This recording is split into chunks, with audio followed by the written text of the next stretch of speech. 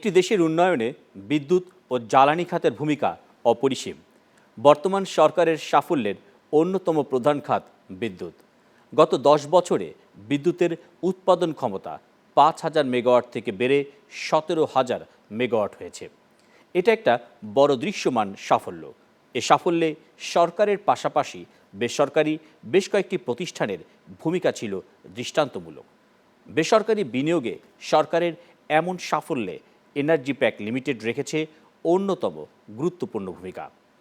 Power sector master প্ল্যানের প্রাক্কলন অনুযায়ী আগামী 2041 সালে দেশের বিদ্যুতের চাহিদা হবে 60,000 থেকে 70,000 মেগাওয়াট। এই লক্ষ্য পূরণের পাশাপাশি কোভিড পরবর্তী অর্থনৈতিক পুনরুদ্ধারের নবযাত্রায় কিভাবে আগামীতে অবদান রাখবে দেশের অর্থনীতির বিভিন্ন খাত, তা নিয়ে চ্যানেল 9-এর সাপ্তাহিক অর্থনীতি ও বাণিজ্য বিষয়ক অনুষ্ঠান আমার অর্থনীতি। এ অনুষ্ঠানে আপনাদের স্বাগত জানাই আমি চয়ন রহমান। আজ আমাদের সাথে অতিথি হিসেবে রয়েছেন এনার্জি প্যাক পাওয়ার জেনারেশন লিমিটেডের সম্মানিত ব্যবস্থাপনা পরিচালক Humayun Rashid. Energy works wonders এই নীতিতে 23 বছরের পথ চলায় এনার্জি প্যাক পাওয়ার জেনারেশন লিমিটেড দেশের বিদ্যুৎ খাতে বেসরকারি পর্যায়ে রেখে চলেছে অসামান্য অবদান। গত এক যুগে দেশের বিদ্যুৎ খাতে এক ধরনের বৈপ্লবিক পরিবর্তন লক্ষ্য করা গেছে। এই জার্নিতে আপনার প্রতিষ্ঠানের ভূমিকা শুরুতেই জানতে চাই। প্রতিটা অধ্যায়কে আমরা যদি 10 বছর করে ভাগ করি তাহলে আমরা দেখতে পাই আমরা বিদ্যুৎবিহীন অনেক দিন সময় কাটিয়েছি। বিদ্যুতের স্বল্পতার জন্য, বিদ্যুতের আনপ্ল্যান্ড অপারেশনস এর জন্য। এখানে কিন্তু সরকার একটা পর্যায়ে এসে গত বছর 15 আগে সরকার চিন্তা করে যে বিদ্যুতের প্রাইভেট সেক্টরকে দিতে হবে এবং প্রাইভেট সেক্টরকে দেওয়ার পিছনে একটা যুক্তি ছিল এবং এই যুক্তিটাকে আজকে প্রমাণিত হয়েছে যে আজকে জনগণের কাছে দোরগোড়ায় বিদ্যুৎ পৌঁছেছে। এক। 2 নম্বর হচ্ছে সরকার সেই একই ধারে আপনার কিন্তু প্রাইভেট সেক্টরকে এনকারেজ করাতে বিদ্যুৎ ডিস্ট্রিবিউশন ট্রান্সমিশনটাও কিন্তু অনেকখানি উপকারে এসছে জনগণের কাছে। অর্থনীতিতে তার বহিঃপ্রকাশ পাওয়া যায়। আপনি যদি খেয়াল করে দেখবেন যে আজকে দেশে উৎপাদিত বৈদ্যুতিক পণ্যগুলোই কিন্তু আজকে ট্রান্সমিশন ডিস্ট্রিবিউশনে ব্যবহার হচ্ছে, যেখানে এনার্জি প্যাক উপকৃত হয়েছে। এনার্জি প্যাক 2,500 2,600 লোক শুধু একটা ফ্যাক্টরিতে কাজের কর্মসংস্থান হয়েছে। সেটা হচ্ছে এনার্জি প্যাক ইঞ্জিনিয়ারিং, যেখানে ট্রান্সফরমার, সুইচ গিয়ার, যেটা 132 কেভি থেকে আরম্ভ করে 11 কেভি পর্যন্ত আমরা সিস্টেম ভোল্টেজে কাজ করি। আমরা রিসেন্টলি 400 কেভি সিস্টেম ভোল্টেজেও কাজ করেছি জয়েন্ট ভেঞ্চার করে বিদেশি কোম্পানির সাথে। এতে দেশে একটা যে ক্যাপাসিটি বিল্ডিং হচ্ছে in the terms of engineering, দেশে আপনার অর্থনৈতিক বিকাশে যে ক্রমবিকাশে যে একটা কন্ট্রিবিউশন আছে, এটা অনস্বীকার্য। এনার্জি প্যাক এই কাজগুলা করাতে অনেক কর্মসংস্থান হয়েছে, হোয়াইট কালার জব ক্রিয়েট হয়েছে, ইঞ্জিনিয়ারদের কর্মসংস্থান হয়েছে, স্কিল লোক তৈরি হয়েছে সমাজে যারা দীর্ঘদিন কাজ করতে পারবে। এটা হচ্ছে এনার্জি প্যাকের সবচেয়ে বড় কন্ট্রিবিউশনস। সরকারের শতভাগ বিদ্যুতায়ন প্রকল্পে এনার্জি প্যাক কিভাবে তার ভূমিকা রাখবে? শতভাগ বিদ্যুৎ জনগণের জন্য কিন্তু খুব বাধ্যতামূলক। এটা প্রত্যেকটা মানুষের নাগরিক অধিকার যে তার ঘরে তার দোরগোড়ায় বিদ্যুৎ থাকতে হবে। এই বিদ্যুৎ যদি থাকতে হয় তাহলে কিন্তু দেশের ক্যাপাসিটি বিল্ডিং করতে হবে। দেশের ক্যাপাসিটি বিল্ডিং বলতে আমি যেটা বুঝি সেটা হচ্ছে লো ভোল্টেজে, মিডিয়াম ভোল্টেজে এবং হাই ভোল্টেজ তিনটা জায়গাতেই কাজ করতে হবে। তিনটা জায়গায় আমাদের মতো প্রতিষ্ঠানটা কাজ করে যাচ্ছে এবং আমরা বিশ্বাস করি খুব দেরি নাই, খুব অচিরেই বাংলাদেশের সবাই এই বিদ্যুতের আওতাধীন আসবে।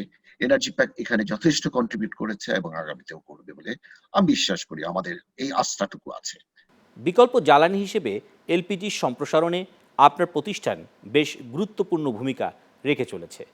সম্ভাবনাময় এ খাতকে আরও এগিয়ে নিতে কোন কোন প্রতিবন্ধকতা রয়েছে, তা কিভাবে নিরসন সম্ভব বলে আপনি মনে করেন? আমাদের দেশে আছে 32% পেনিট্রেশন। আমাদের দেশে এখনো অনেকখানি এই পেনিট্রেশন বাকি থাকাতে আমরা বুঝি যে এখানে একটা অপরচুনিটিস আছে।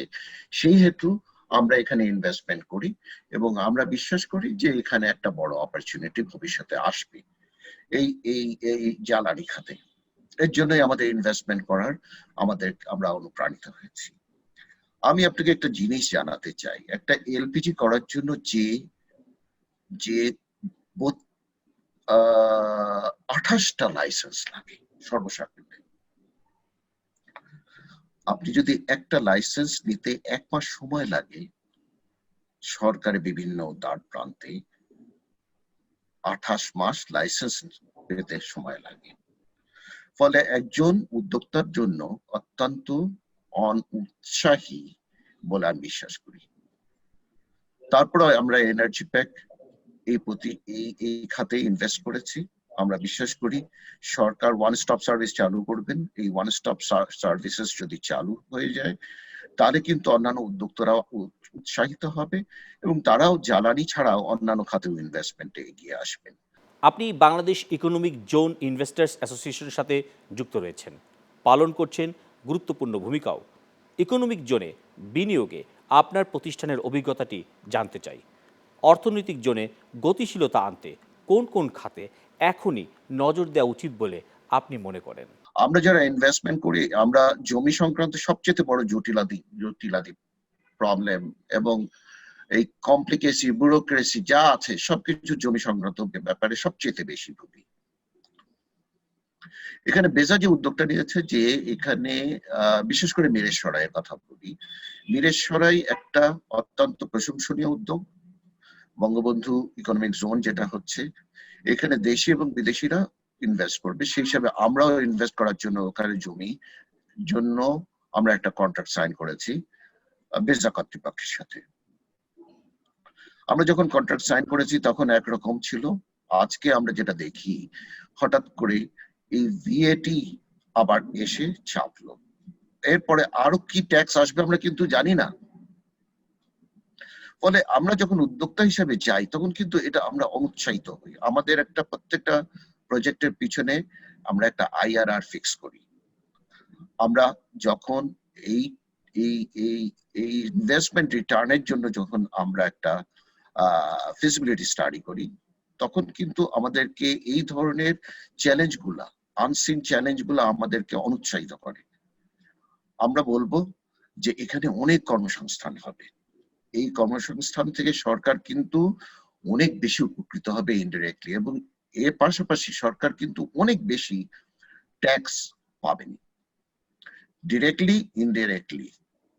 সরকার যদি এই অপরচুনিটির কথা চিন্তা করেন তাহলে কিন্তু এই বঙ্গবন্ধু ইকোনমিক জোনের যে উদ্যোক্তা তারা যাতে ভ্যাট মওকুফ হন এবং অন্যান্য এই ইনিশিয়াল স্টেজের যে ট্যাক্স আছে এই ট্যাক্স গুলা যদি মওকুফ করা হয় তাহলে উদ্যোক্তারা উৎসাহিত হবেন। এবং আমার মনে হয় অন্যান্য দেশের সাথে কম্পেয়ার যদি আপনি করেন, আপনি থাইল্যান্ডে যান, আপনি অন্যান্য দেশে যান, এই করোনার পরবর্তীকালীন সময়ে তারা কিভাবে ট্যাক্সটাকে অ্যাড্রেস করছে দেখেন। ফলে সরকারের উচিত যে ট্যাক্সটাকে অ্যাড্রেস করা, ট্যাক্সটাকে না চাপিয়ে দিয়ে ট্যাক্সটাকে মওকুফ করে উদ্যোক্তাদেরকে উৎসাহিত করে আরো বেশি কর্মসংস্থান তৈরি করা। করোনা পরবর্তী ব্যবসাতে পরিবর্তন আনছেন বিনিয়োগকারীরা। করোনা পরবর্তী ব্যবসায়ের চ্যালেঞ্জ এবং তা উত্তরণের উপায় কি হতে পারে বলে আপনি মনে করছেন? আমাদেরকে প্রস্তুতি নিতে হবে আশা নিয়ে যে আগামীতে আমরা আরো ইনভেস্টমেন্ট করতে পারি, করব, যাতে 2020 সাল কিন্তু শেষ না, এরপরে আরো 2040 আছে, আরো 20 বছর, আরো 50 বছর বাংলাদেশে ইনভেস্টমেন্ট অপরচুনিটি অত্যন্ত ভালো। কারণ এখানে নতুন প্রজন্ম আছে, এখানে কর্মযোগ্য লোক আছে, একটা পলিটিক্যালি আনডিস্টার্বড নেশন হিসেবে বাংলাদেশ স্বীকৃত। আপনি যদি দেখেন গত 10 বছরে পলিটিক্যাল একটা স্টেবিলিটি ছিল, ফলে আমরা কিন্তু ব্যবসায়ী, আমরা যারা উদ্যোক্তা তারা কিন্তু আমরা কাজ করতে পেরেছি। আমার বিশ্বাস বাংলাদেশ এগিয়ে যাবে, করোনার পরে আরো বেশি ইনভেস্টমেন্ট আসবে, আরো বেশি শিল্প আসবে, সার্ভিস ইন্ডাস্ট্রি আসবে। চ্যানেল 9-এর সাপ্তাহিক অর্থনীতি ও বাণিজ্য বিষয়ক অনুষ্ঠান আমার অর্থনীতির এ পর্যায়ে নিচ্ছি ছোট্ট একটা বিরতি। কোথাও যাবেন না, সাথেই থাকুন।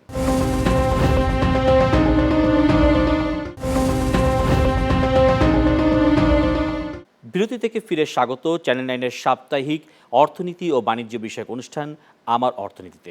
আজ আমাদের সাথে অতিথি হিসেবে রয়েছেন পাওয়ার প্যাক এনার্জি জেনারেশন লিমিটেডের সম্মানিত ব্যবস্থাপনা পরিচালক হুমায়ুন রশিদ। হুমায়ুন রশিদ, আমরা জানি একক নয়, মিশ্র জ্বালানির ব্যবহার এখন অপরিহার্য হয়ে উঠছে। আমরা দেখছি কয়লাভিত্তিক ও পারমাণবিক বিদ্যুৎ উৎপাদন কেন্দ্রের কাজও চলছে জোরে সোরে। 2030 সালের মধ্যে বিদ্যুৎ খাতে কিভাবে এসডিজি লক্ষ্যমাত্রা অর্জন সম্ভব হবে বলে আপনি মনে করছেন? আমাদের দেশে করোনার পরে যে ধরনের ইনভেস্টমেন্ট আসবে, 100টা ইকোনমিক জোন আসবে, তাহলে কিন্তু আজকে আমরা 20,000 21,000 মেগাওয়াট পাওয়ার জেনারেট করছি। এটা যদি ভেবে বসি যে এটাই আমাদের জন্য এনাফ, আমার কাছে মনে হয় না। 2030 সালে আমাদের 30,000 34,000 35,000 মেগাওয়াট পাওয়ার লাগবে, কারণ আমাদের দেশে আরো বড় হেভি ইন্ডাস্ট্রিজ আসবে। 100টা ইকোনমিক জোন আসলেও তো অনেক পাওয়ার লাগবে। এক। 2 নম্বর হচ্ছে, আমি আপনাকে উল্লেখ করতে চাই যে আমাদের দেশে শুধু আমরা ন্যাচারাল গ্যাসের উপরে ডিপেন্ডেন্ট ছিলাম পাওয়ার জেনারেশনসে। একটা ব্যালেন্স করে এখন আমরা অল্টারনেটিভ ফুয়েলে আসছি, এইচএফও তে আসছি ফর এক্সাম্পল, পার্শিয়ালি। পাশাপাশি আমাদের দেশে কয়লা ভিত্তিক পাওয়ার প্ল্যান্ট কিছু আসছে। ফলে একটা এনার্জির উপরে যদি আমরা ডিপেন্ডেন্ট হই আর ওই এনার্জি সাপ্লাই যদি কোনোভাবে ইন্টারাপ্টেড হয়, তাহলে এটা কিন্তু ঝুঁকিপূর্ণ আমাদের দেশের জন্য সামগ্রিক অর্থে। আমি বিশ্বাস করি যে এটা মিক্সড এনার্জি হওয়া উচিত। আমরা যদি মিক্সড এনার্জিকে অ্যাড্রেস করতে পারি, আজকাল টেকনোলজি অনেক ইমপ্রুভ করে গেছে। টেকনোলজি এই ইমপ্রুভ যেটা করেছে, এই আপডেটেড টেকনোলজি অ্যাডপ্ট করে আমাদের কিন্তু পাওয়ার জেনারেশন করতেই হবে। এটার সাথে তাল মিলিয়ে যদি আমরা চলতে পারি, আমার কাছে মনে হয় মিক্সড এনার্জি দরকার আছে পাওয়ার জেনারেশন সেক্টরে।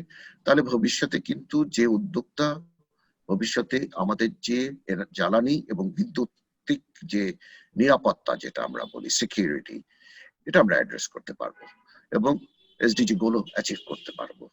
ঢাকা চেম্বার সহ বিভিন্ন ব্যবসায়িক সংগঠনে আপনি বেশ গুরুত্বপূর্ণ ভূমিকা সামলেছেন, এখনও পালন করছেন আরও কিছু ভূমিকা।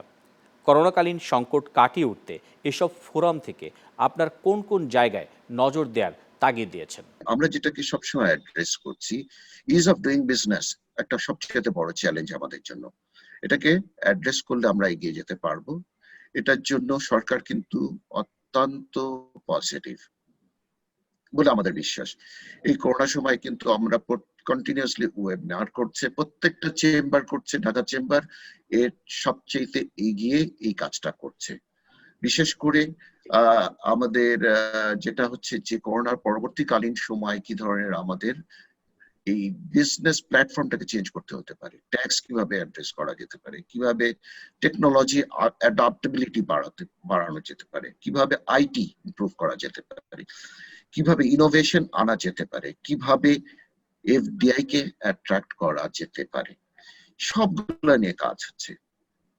এখন সরকারকে হতে হবে পজিটিভ, সরকারকে চিন্তা করতে হবে যুগোপযোগী, সরকারকে এগিয়ে আসতে হবে আগামীর কথা মাথায় রেখে। প্রযুক্তি নির্ভর ইলেকট্রিক শিল্পের প্রসার আমরা দেখি বহির্বিশ্বে। সাশ্রয়ী বিদ্যুৎ উৎপাদনের ধরন পরিবর্তনে এনার্জি প্যাক পাওয়ার জেনারেশন লিমিটেড ঠিক কিভাবে কাজ করবে? আগেও বিদ্যুৎ ছিল, এখনো বিদ্যুৎ আছে, আগামীতেও বিদ্যুৎ থাকবে, কিন্তু বিদ্যুতের জেনারেশনের প্যাটার্নটা চেঞ্জ হবে। আমরা কিন্তু ওটার সাথে মানে মানে ওই জিনিসটাকে অ্যাড্রেস করে এগিয়ে যাচ্ছি। আমরা আরো এফিশিয়েন্ট হওয়ার জন্য চেষ্টা করছি। আমরা প্রথম বাংলাদেশের কোম্পানি যারা এনার্জি এফিশিয়েন্ট ল্যাম্প বাংলাদেশে ইন্ট্রোডিউস করেছি। আমরা প্রথম বাংলাদেশি কোম্পানি যা এনার্জি এফিশিয়েন্ট ফ্যান বাংলাদেশে ইন্ট্রোডিউস করেছি। ফলে আমরা শুধু হাই ভোল্টেজে কাজ করি না, আমরা কিন্তু লো ভোল্টেজেও কাজ করি, আমরা ইলেকট্রিক্যাল সলিউশনেও কাজ করি। আমরা অ্যাজ এ গ্রুপ আমরা কিন্তু প্রত্যেকটা জায়গায় ইনোভেটিভ কাজের সাথে জড়িত এবং আমরা বিশ্বাস করি যে আগামীতে কিন্তু একটা বড় অপরচুনিটি আছে। আগামী 50 বছর এই ইলেকট্রিক্যাল শিল্প স্টেবল থাকবে, মেকানিক্যাল শিল্প স্টেবল থাকবে এবং এনার্জিটা স্টেবল থাকবে, কিন্তু প্যাটার্ন চেঞ্জ হবে। এইখানে ইনোভেশনসটা আসবে। এই ইনোভেশনের জায়গাটার সাথে আমরা আমাদেরকে অ্যাডজাস্ট করে এগিয়ে নিয়ে যেতে চাই। কোভিড পরবর্তী সময়ে বৈশ্বিক বাস্তবতায় বিদেশি বিনিয়োগকারীদের এদেশে তাদের বিনিয়োগের আগ্রহের খবর জানা যাচ্ছে। আপনারা স্বনামধন্য দেশীয় বিনিয়োগকারীরাও অর্থনৈতিক জোন সহ বিভিন্ন খাতে বিনিয়োগ করছেন। মুজিব বর্ষে কাঙ্ক্ষিত লক্ষ্যে পৌঁছাতে আমরা ঠিক কত দূরে আছি বলে আপনি মনে করছেন? আমি অত্যন্ত আশাবাদী। আমি অন্যান্য আশেপাশের দেশে যখন দেখি, আপনি বিশেষ করে আমি আমি উল্লেখ করতে চাই, সেটা হচ্ছে চায়নাতে একটা পলিটিক্যাল আনস্টেবিলিটি আছে গ্লোবালি।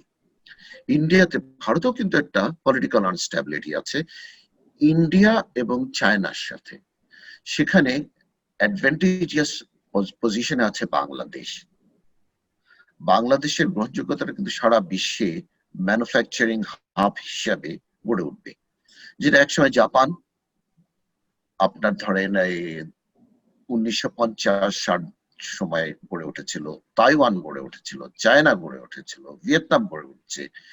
আমরা কিন্তু ওইভাবে গড়ে উঠবো বলে আমি বিশ্বাস করি। সরকার প্রাইভেট সেক্টর ফ্রেন্ডলি আরো হতে হবে, প্রাইভেট সেক্টর ফ্রেন্ডলি প্রসেসটা আরো ইমপ্রুভ করতে হবে। এদেশ প্রফিট করার মতন দেশ, এদেশ অনেক বেশি লাভজনক দেশ। এখানে ব্যবসা করলে মানুষ লাভ করবেই। আমাদের দেশে পলিসি আছে, স্ট্রাকচার্ড পলিসি আছে, পলিসি প্র্যাকটিসটাকে বাড়াতে হবে। আমাদের দেশে সব ধরনের স্ট্রাকচার্ড লাইসেন্সিং সিস্টেম আছে, এই সিস্টেমটাকে অনলাইনে নিয়ে আসতে হবে। মুজিব বর্ষে আমরা চাই সরকারের কাছ থেকে একটাই কমিটমেন্ট, আমাদের জন্য একটা স্ট্রাকচার্ড পলিসি, যাতে অ্যাডাপ্টেবল পলিসি আসে আমাদের দেশে, যাতে আমরা এই মুজিব বছরকে হাজার বছর নিয়ে যেতে পারি। ভবিষ্যতে প্রজন্মের জন্য আমরা একটা কিছু রেখে যেতে পারি। এই বছরের এই কমিটমেন্ট এটাই হওয়া উচিত। তা হচ্ছে ভবিষ্যতের প্রজন্মের জন্য কর্মসংস্থান এবং নিরাপত্তা, যেটা আমাদের জাতির জনক বঙ্গবন্ধু বলে গেছিলেন, আমরা সেটা দেখে যেতে চাই। ধন্যবাদ এনার্জি প্যাক পাওয়ার জেনারেশন লিমিটেডের সম্মানিত ব্যবস্থাপনা পরিচালক হুমায়ুন রশিদ, এতক্ষণ আপনার মূল্যবান সময় আমাদের দেওয়ার জন্য। দর্শক, সেদিন দূরে নয় যেদিন বিশ্বব্যাপী শেষ হয়ে যাবে কোভিডের তাণ্ডব। ইতিমধ্যে দেশের অর্থনীতির চাকা সচল হতে শুরু করেছে। এডিবির পূর্বাভাস বলছে চলতি অর্থবছর শেষে দেশের প্রবৃদ্ধি হবে 6.5%। বিশ্বের ন্যায় আমাদের অর্থনীতিও তার আগের জায়গায় ফিরবে স্বরূপে। এই আশাবাদ ব্যক্ত রেখে আজকের মতো এখানেই বিদায় চাইছি।